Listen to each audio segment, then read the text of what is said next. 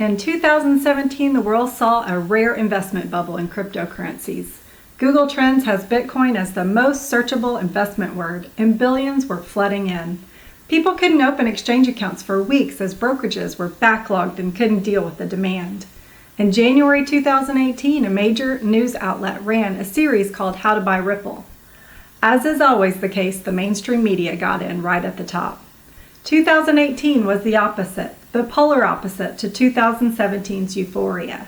Today, Wealth Research Group's guest is BTC Sessions' Perrin, and you'll love this one because they'll be discussing gold versus Bitcoin, stock versus cryptocurrencies, halving of the hash rate as a bullish indicator, Wall Street's entrance into crypto, and more. Enjoy this one. Welcome to the Rise of Cryptocurrencies, the digital money show here at wealthresearchgroup.com. And let's do some house cleaning. In the last month, we've had some very important commentators, economists, and investors on the show, such as former budget director for Ronald Reagan, David Stockman, who believes that it's time to get out of the markets altogether. We had resource legend Rick Rule, multi-millionaire investor who introduced TradeWinds.com, which is a platform that stores precious physical metals on the blockchain, actually cutting costs that way. Bob Moriarty, the living legend, I love that guy. He gave us a hard look on the rise of socialism in Europe and how detrimental that can be when it spreads around the world. And investing legend Jim Rogers, everybody knows Jim. He basically said, look, all bubbles end with tears. And in his usual charming way, just, told everyone the blatant, brutal truth. Today, I welcome a crypto blogger, a crypto investor, Perrin, who runs BTC Sessions, one of my favorite YouTube channels on cryptocurrencies. And we're going to go into a conversation about cryptos, which will be very important. We're going to cover a lot of ground. I have very big questions for Ben. And for everyone who has invested in cryptocurrencies, invested in Bitcoin, invested in blockchain, or hasn't dealt with this at all, this is a perfect interview for you. And Ben, thank you for joining us. Yeah, thanks so much for having me. I'm glad to be here. Well, as I told you off the air, this is the first time we're doing the new platform where we have our guests on full-on video, and we couldn't have chose a better supermodel than you. Well, you get to enjoy all my swag that I have on the wall behind me. Definitely. I want to start off with a very important question that has come up all throughout the years where cryptocurrencies have since cryptocurrencies emerged, and that is the question of is there a group of people, a demographic group, a large one, millions of people, that have only bought cryptocurrencies in their career, in their investment career, and have not touched stocks altogether? And do they even know what stocks are, what the investment world of businesses means? Because what they've only invested in are cryptocurrencies, which are bought through exchanges and not through brokerage firms, etc. Can you talk about your personal experience? I know you're a little over 30 years old, and just share with us a little bit about this and why you trade the way you do. Yeah. So early on, I wasn't really super into investing. I started doing some reading kind of in my mid 20s. I was looking at learning some technical analysis and started reading some books on stocks and where to invest money. And when I started to get into Bitcoin, it just it's almost like a light bulb got turned on. And to me, the opportunity there just far outweighed anything I was seeing in the stock market. So I was interested kind of as we were rebounding from the financial crisis. So a few years after that, when, well into the rally back to normalcy, we'll say. But yeah, that's kind of when Bitcoin started to catch my eye around the end of 2013, early 2014. That's when I started to do my reading. So I always kind of kept my eye on the stock market and kind of started to learn a little bit, but the opportunity here in Bitcoin just really grabbed my attention so much that it kind of pulled me away from looking at stocks. And don't get me wrong, I kept on reading on the topic quite a bit, but it seems like this was kind of a once in a lifetime opportunity, and I just couldn't justify deviating too much from it to dedicate too many funds into stocks. I also feel like um, there's a little bit of distrust when it comes to the current set of institutions and stocks in general. Again, stemming from the financial crisis, and so because of that, I've leaned heavily in favor of Bitcoin. That institutional angle is very interesting because basically the institutional money, or the insiders, the people that have more information than you do, have more resources to research companies than you do. That is obviously a very healthy fear to have, which is why many stock investors just buy the S&P 500 index or something that doesn't require picking specific companies and analyzing the risks involved, etc. But in the crypto world, if I may ask you like a follow-up question, there are whales, or in other words, there's a very concentrated amount of wealth, or a large concentration of the available Bitcoins, for example, that are stored with a very limited amount of wallets. And so, and obviously in the stock market, the institutions are required to file and tell you, hey, I've bought this, I've bought that, here's what I own. These wallets are exactly the opposite. They're anonymous. Is there a fear that whales that have bought into Bitcoin when it was $1 or $10 or $20, they can liquidate a small position and change the price altogether in a matter of seconds, create a mini panic or something? Is there the same sort of fear with cryptocurrency investors? There definitely is, and I won't say that that kind of stuff doesn't exist, because it 100% does.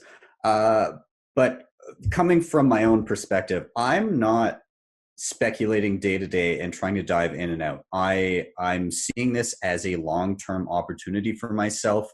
I see the promise of what is trying to be done, and the risk reward ratio here, in my mind, it can't be beat anywhere. And so really, I'm not trying to time the market in any way, shape, or form. So when you're talking about whales trying to move the price up and down, you get kind of weathered over the years. You get jaded to those price swings, and they really, 5 years in, they don't phase me at all. I've seen quite a bit. And so my position has been to just gradually accumulate, set dollar cost average over time and just ride it out. And so far that has served me quite well. Now, as far as the whales and them moving the price for traders, yes, that is a worry. Obviously, there's people doing this. Obviously, you have online exchanges in certain areas of the world where there's little or no regulation. In the States, they're a little bit more heavily regulated, we'll say, if I'm not putting it too bluntly. And then I think part of the issue, my aversion to the stock market versus cryptocurrency, is that with cryptocurrency, those whales, sure, they can play around with the price, but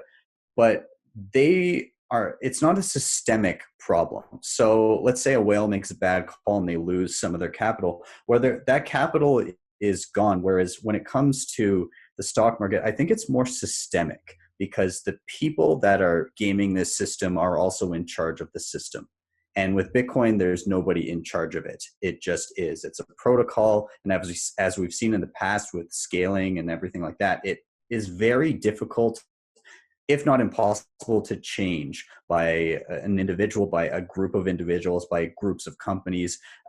Very, very difficult. So you need consensus to make base layer changes to any of the protocol. And because of that, I'm much more trusting of a system like this, even if there are people trying to bank on emotions and get people to do something stupid with their money, uh, it's not systemic. It's just them trying to play with people's emotions.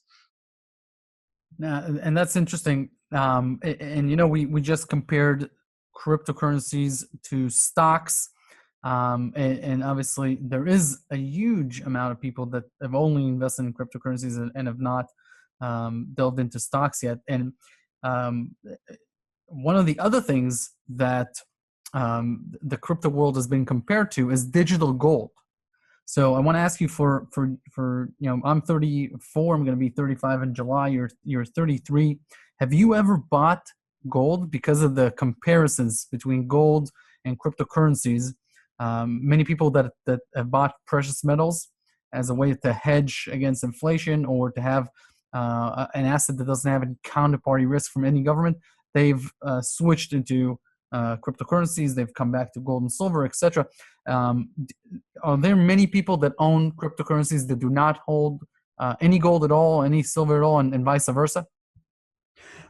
Yeah. So myself, I don't hold gold, and I haven't bought gold. I will say that in a world where Bitcoin didn't exist, where there wasn't that option, I would likely have a tendency to lean towards gold and sound money, because that's what interested me in the first place when it came to Bitcoin, was this idea of sound money that cannot be debased. And so in working over the counter, so I did some work with a local brokerage selling Bitcoin over the counter. And so I saw a lot of different people walking through the door, a lot kind of in my age bracket, younger, mid 20s to mid 30s, maybe up to 40. And they saw the promise of sound money that is censorship resistant and can't be debased by a central bank. But I also saw a lot of people, so some older guys that were very much into precious metals, the ones that did some digging and understood that this is the first time the world has ever seen digital scarcity. And they were able to recognize that enough to say, hey, this is worth something. This is something worth dabbling in. And so I did see a fair number of gold bugs that were they able to understand the underlying technology, they were intrigued enough to dip their toes in. So myself, I don't hold gold. I have some silver, but it was actually gifted to me by some clients at said brokerage. So I hold a little bit of silver, but nothing to write home about. And I think we're going to see more of a lean towards that with the generation gap. I have a daughter. She's 1.5 now, and she's always lived in a world where Bitcoin existed. And so growing up, it won't seem strange to her, whereas anybody my age, even a little bit younger and a little bit older, they've had that transition where it's always been money printed by your government and gold and no other option really. And now there's actual choice. It's the first time that choice has been injected into the market of currency other than trading Forex, but you actually get to choose your currency now. So yeah, I think with generational gap, we will see a shift, at least partially. I would wager over time that Bitcoin will start to take a huge chunk of the gold market. Well, if you saw the movie Shawshank Redemption, beautiful movie, and they talked about something called being institutionalized, which means that if you're in prison for a long time, or in any state of mind, in any environment, where you swim in your own shit and you're not introduced to anything new, and you head out, even if you head out of prison into the real world, into freedom. It's hard, and the old person, the librarian, ends up committing suicide because he was institutionalized. And Morgan Freeman, the other guy that gets out, pardoned out, he contemplates the same thing, and I think that is very true. Where Bitcoin is now a reality, and for many people, it's not something they need to get introduced to. So it's not a transition for them. where we can look at credit cards as the same way. When they were introduced in the 50s and 60s, something new altogether. Now it's like, here's the credit card, go purchase something, and the kid doesn't ask, hey, what is this? Yeah. So I definitely get what you're talking about, and I think that it will definitely affect the speed of implementation, the speed of adoption going forward.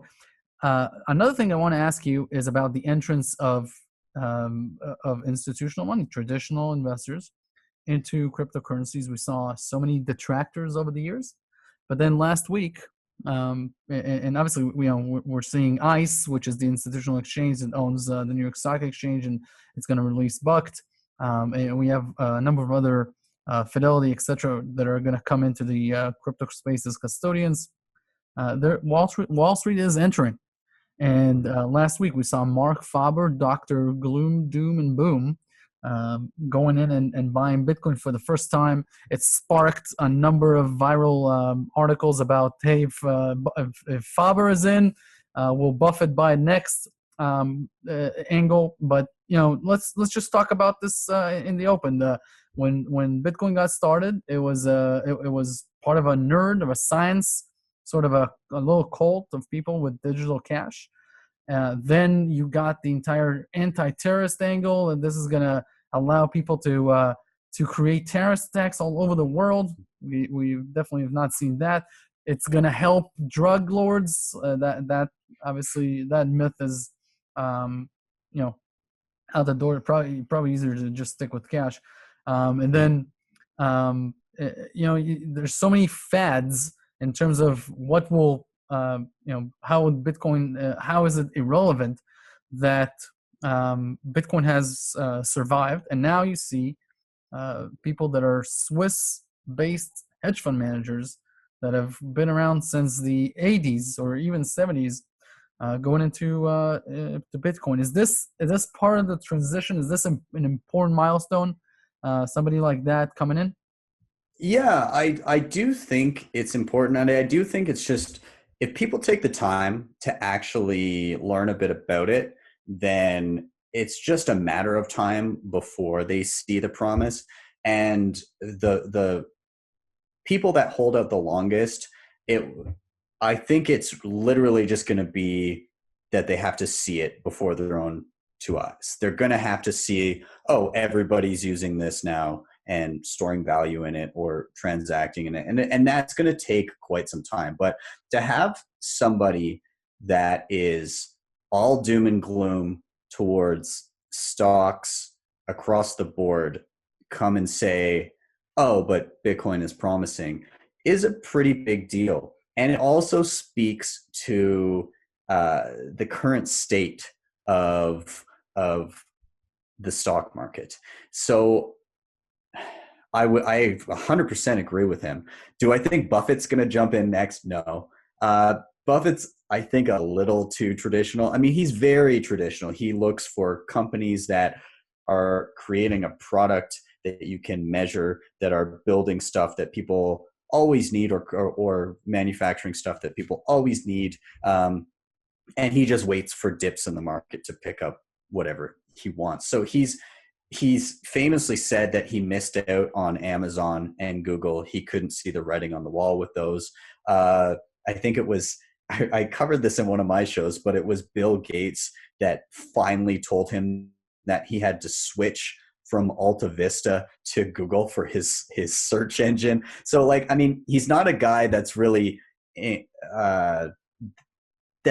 well versed when it comes to technology, and he's a brilliant investor when it comes to the type of investing he does. But his ear, he's not listening to the heartbeat of the technology industry, really. And I don't think he has a good handle on Bitcoin and the underlying blockchain and the promise that it brings. I just don't think he gets it. And I think if he were, again, he's getting up there, but if he's around in a decade or two, he's probably going to look back at this and say, yeah, that's one I missed. But I don't think he's going to dive in anytime soon. He's a little too old school for that. Well, yeah, you know what? He's 87. I don't assume he'll be around in 2 decades. But here's it jumps into my next question because I'm a shareholder of Berkshire Hathaway, Mhm. the company that Buffett founded, and in the annual meetings, he allows shareholders to ask questions. And I always say that if I would have be chosen to ask the question, it would always be, why do you compare gold with stocks? And so he says, if you had bought gold in 1940 in the middle of the World War when you got panicked, you'd still have that gold today, but here's the return. Whereas if you bought a share of Coca-Cola, here's the return. And that is not the right comparison to make. Berkshire Hathaway is a $350 billion company, and it has about $100 billion in cash. And what I wanted Warren and Charlie to do is to take that cash if it's not performing because you can't find opportunities, and instead of holding it in short-term treasuries or in US dollars, why don't you just convert the cash into gold? And if you've done that in 1971, man, the shareholders would be so much better off. Same thing with Bitcoin. Why don't you take the cash and just convert some of it to Bitcoin? I'm not asking you to convert the railroad companies, the insurance companies, the holdings we have in Coca-Cola or in Bank of America, and in the performing stocks. I'm asking you to convert the hoard of cash. I want you to measure Bitcoin with other forms of currency and not with performing assets, because he likes to say, if I buy Bitcoin and I look at it, it doesn't create any more Bitcoins like a farm would create cash flow, etc., or a real estate would create rent. But it's not the right comparison to make at all. What do you compare Bitcoin with? What is the measuring stick or the benchmark that you say, okay, here's what I paid for my Bitcoins, here's what I could have done doing this?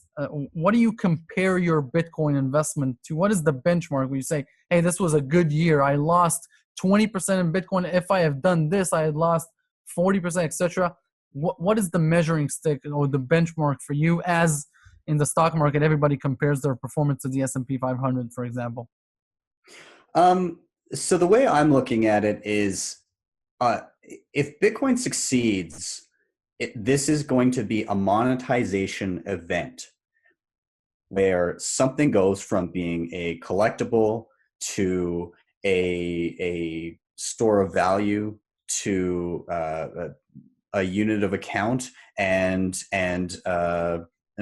method of exchange. So it's going to have to go through all of those stages to kind of get there. But a monetization event with Bitcoin, there's only 21 million Bitcoin. Now those are all divisible into much smaller units, but 21 million Bitcoin for the entire globe. And if that displaces something like gold, or if it becomes a world reserve currency, which is why I got into this in the first place, the types of returns on that are immeasurable. And I think people don't realize the scarcity that Bitcoin brings to the table. We've never seen anything like this in the history of mankind. The only thing as scarce as Bitcoin is human time.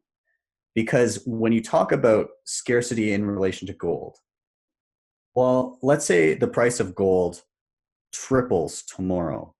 What happens to supply? Well, people say, well, gold is finite as well. There's a limited amount on this planet. It's finite in terms of the planet, absolutely. But what happens when the gold price triples? Well, all of a sudden it becomes much more cost efficient and feasible and makes sense to dig deeper, to create more expensive drilling operations to retrieve more gold. And there's an influx of gold onto the market and it normalizes the price. What happens when the price of Bitcoin triples? Absolutely nothing. The supply stays finite. The same number of Bitcoin get issued every 10 minutes, no matter what. You cannot change it. And that supply, I know we're going to talk about this in a moment, but it tapers over time. And there is a capped amount that will ever exist. And after that, that's it. That's done. There's no way for people to impact that supply. And I think there's really no measuring stick when it comes to this because we've never seen anything like it. And I'm in it because I think it will be a monetization event. I think that this is going to displace things like the US dollar and the gold market. And then I think we're going to see institutions build things on top of it so you can peg things like your stock certificates to the Bitcoin blockchain as a reference point. And we're going to see entire economies built on top of this. I don't think that there's any way to measure it. That's an important point regarding the boom and bust cycles with supply and demand in the commodities sector, and obviously what you just talked about with Bitcoin being different. And I want to ask you a follow-up question that it plays right into this. Could you explain to people whether or not they know this? If they know it, this will only accentuate it, but if they don't, it will open their eyes to it. What is halving? Halving. And obviously, I'll give you the floor here. Yeah, absolutely. So Bitcoin was meant to mimic the properties of gold in the way that it is sound money. So there's meant to be a fixed supply, but built into the code is a supply schedule of how many new coins will be issued over time. Now, the limit, the total number of Bitcoin that can ever exist is 21 million. And the way it's issued is roughly every 10 minutes, new Bitcoin are created and rewarded to people who are called miners. And miners essentially, without getting too technical here, they volunteer computing power to double check the network and make sure there's no fraud going on, that you're not spending Bitcoins that you don't have, that you're not creating Bitcoins out of thin air. That is the role of a miner, to double check transactions and put their stamp of approval and say, yes, this is a valid transaction. So those individuals are rewarded with newly minted Bitcoin. Now, when Bitcoin started in 2009, the I guess inflation schedule, the way it worked was every 10 minutes, 50 new coins would be created. Every 4 years, that number gets cut in half. So in the year 2012, every 10 minutes, only 25 Bitcoin were created. That happened again in 2016. So that number got cut in half. Currently, every 10 minutes, 12 and a half Bitcoins are created. So this will go on. It will continue to go on until we get to the absolute tiniest piece of a Bitcoin that can be created. And that will be year 2140. And that will be the final reward. And there will be no more Bitcoin created for the rest of time. And so essentially, you're looking at extreme, eventually the inflation is tapering over time. The next halving will be the point where the inflation schedule of Bitcoin for the first time ever goes below the 2% target rate of the Fed.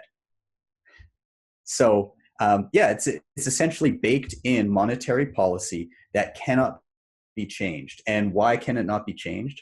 Because in order to change it, you would have to get every single person using Bitcoin to agree that they want to change the monetary policy. And if you're holding it, why would you want to do that? Why would you want to dilute your supply? It'd be like if people had the option to choose whether we mined any more gold. If you're holding gold, you're not going to let that slide. So it's built-in monetary policy meant to create absolute scarcity. And again, I don't think people realize the impact this will have. Just to look back historically, there was a halving in 2012. In 2013, we have to keep in mind that when the supply gets cut of newly issued coins, it doesn't necessarily have an immediate effect because all existing Bitcoins are still there and traded on the open market. But the newly introduced coins that people were used to gets cut in half. And so over time, that squeeze on the market can have an effect, and supply and demand does its thing. So halving in 2012, in 2013, we saw a massive run-up and bubble. I believe in response to the halving the year before. Again, halving in 2016, 2017 was insane. We went from $1,000 to $20,000 and now back down to around four. So there's a halving happening in 2020. And again, nobody can say for sure, this is still speculation, but if I had to make a guess, I would assume that the next time we see new all-time highs and an absolute insane mania would be 2021, about a year after the next halving. But I guess we'll see.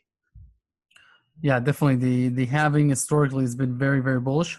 And I want to ask you, talk a little bit about the daily routine for a crypto investor. For example, in the markets, I spend most of my time analyzing individual businesses, companies that can beat the S&P 500. What does a crypto investor do? Depends what kind of a crypto investor you are. If you're dabbling in a lot of different altcoins and different projects, then likely you're probably taking a look at various coins, their supply schedules, whether or not they're inflationary, what the team behind it is doing, what partnerships and projects they're working on in the long term, things like that. If you're like me and you are kind of long-term thinking, you are low time preference, you're not looking to bank on these swings, you're just gradually accumulating. My routine for the majority of every single day, other than the fact that I do a news show on my channel, in regards to investing, absolutely nothing. And then once a week, I take my set amount that I've decided to invest in Bitcoin and I make a small purchase and I add it to my stack. So there's a podcast. There's a guy named Marty Bent. Tales from the Crypt is what he the podcast that he does. But anyways, and Matt Odell, the two of them, and they always do stacking sats Saturday. So sats are the smallest unit of a Bitcoin, and they just say every Saturday, just grab a little bit of Bitcoin and just add it to your stack. So I fully jumped onto the stacking sats team, and it's part of my regular routine once a week, and that's it. I don't pay attention to it's fun to look at the price as it swings back and forth, but do I lose sleep over it? Absolutely not. Do you invest in any of the small altcoins? No. Long term, no. I've played around a little bit, and I try to only when something to me seems obvious do I ever play around with something. I'm very, very conservative. And I know that's a bit of an oxymoron, somebody in cryptocurrency saying that they're very conservative. But in terms of crypto, I'm very conservative. I stick with my Bitcoin, and then anything that I do outside of Bitcoin, I consider that straight up gambling. Like, it is speculation. Maybe you might look at other coins and say, oh, the supply gets cut at some point. Last time around, there was a speculative pop before it happened. You might play around and do things like that. Or I think there's going to be a new listing or what. But I tend not to play that game. Gotcha. Now, lastly, what I want to ask you is, where can people check out a little bit more about what you do? Do you have a website as well as the YouTube channel? Do you have some social media presence? Tell a little bit for people who want to follow your work.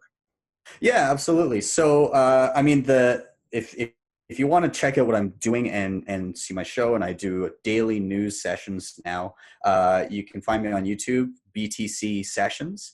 I'm heavy on Twitter. That's kind of my most used social media stream. So at BTC Sessions on Twitter.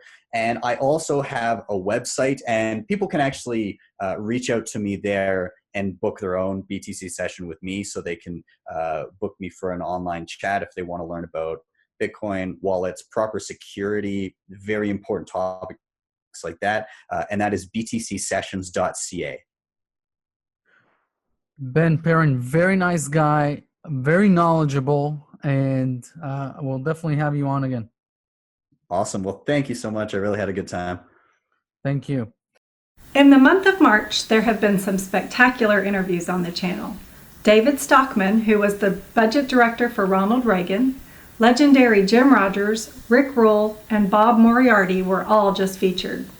Next, we'll have Jeff Berwick and Harley Schlanger lined up.